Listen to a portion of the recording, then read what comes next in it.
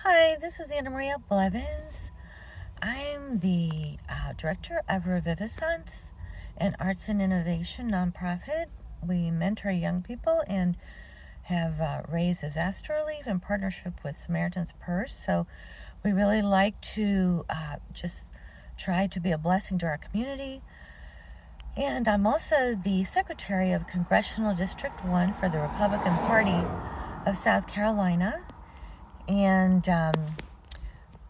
I have been involved with my husband with public policy since we realized that our laws had been changed so that abortion was legal through all 40 weeks back in 1982. We had no idea there was such a battle going on for the lives of these little ones and their mothers and fathers who were in crisis or deceived, and also for the soul of our nation. So since then, we have been involved in campaigning for pro-life candidates and with pregnancy resource centers and mentoring single moms and doing fundraising. And we have seen a lot. And after volunteering for so many decades, I found out that there was a little secret that for some, that was very important.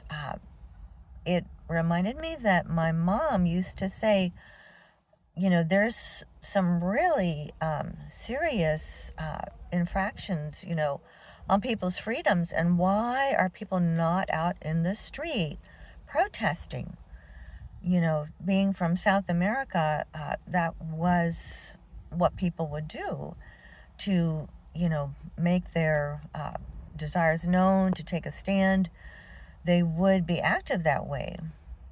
Well, it turns out that in the United States, our neighborhoods have the right to have representation, and that most neighborhoods are not represented.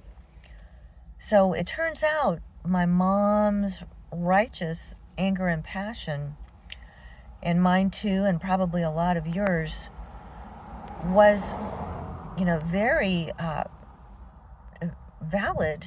And rather than necessarily always going out in the streets to protest, we actually have the right to have representatives in our neighborhood precincts. And this is called the executive committeeman position, or in other states, the precinct committeeman. And, this little secret, as far as, from my perspective, really removes a lot of the frustration and disconnection that people have felt in our country for a long time. And, so the precinct opportunity, precinct leader strategy, as some people call it, is really communicated in Dan Schultz's social media, on Twitter especially, the precinct strategy.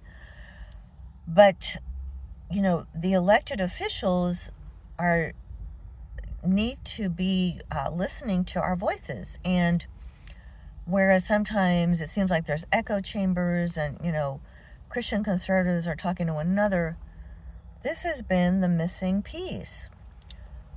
And remember how Moses appointed 70 elders to help lead the families and tribes, back after they were becoming a nation after being in the wilderness. And, that really made a difference as far as having peace and harmony and order and safety for the citizens, for the families.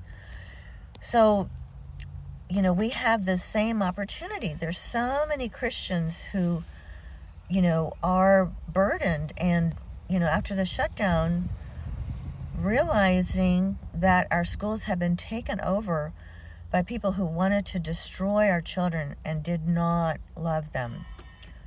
Like President Trump said, he was going to return control of the schools to the parents and the communities who love our children. So, we saw in the classroom that, instead of teaching children reading, writing, arithmetic, teaching them their gifts and how to use their gifts and talents and for them to flourish, instead of that, we learned that some principals, some teachers, some psychologists were really torturing and abusing children by telling them they might be in the wrong body and causing psychic damage by telling them, this is reality.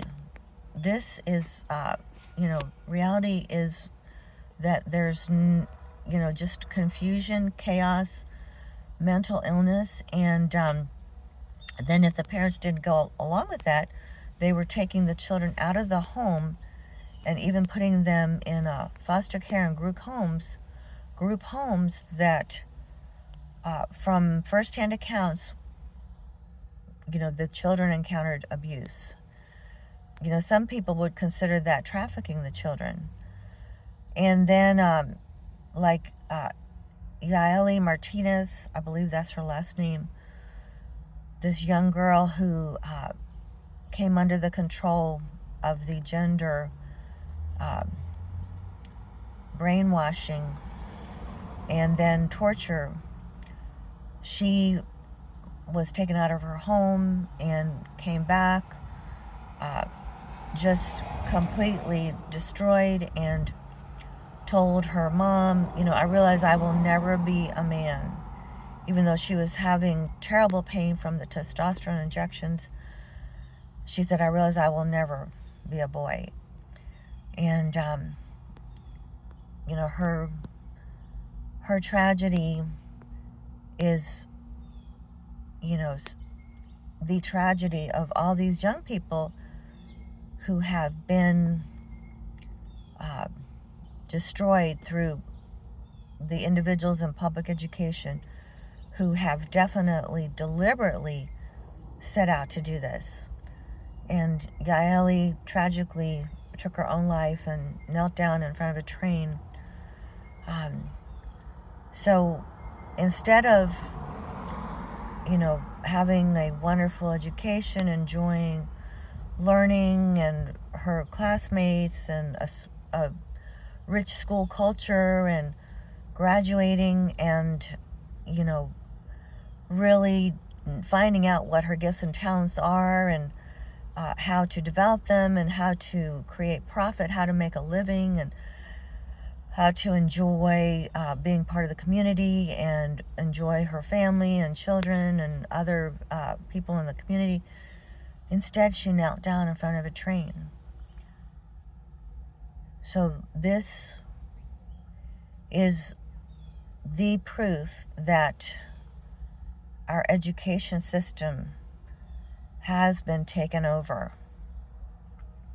And children are victims now. They need to be rescued. And thank God for President Trump and his team no longer supporting this horrific psyop and horrific hostile takeover of our education system. Our kids are made in the image of God. So I got off onto the gender psyop and torture, but when we are a committeeman, we can represent our neighborhood precincts and their interests and create resolutions and vote for leaders who will go to the state and state Republican convention and take actions and really to help elect true Christian conservatives. In South Carolina, unfortunately, we have individuals who say they are true Christian conservatives, but apparently they have really fooled us, and they, have made us the bluest red state. So anyhow, we do have our work cut out here, but the good news is that you can represent your neighborhood precinct, and please check out Dan Schultz's precinct strategy. And like a friend of ours said, they're trying to take our country away from us. And these young people need to stop being sterilized and brutalized and rescued. We love our young people.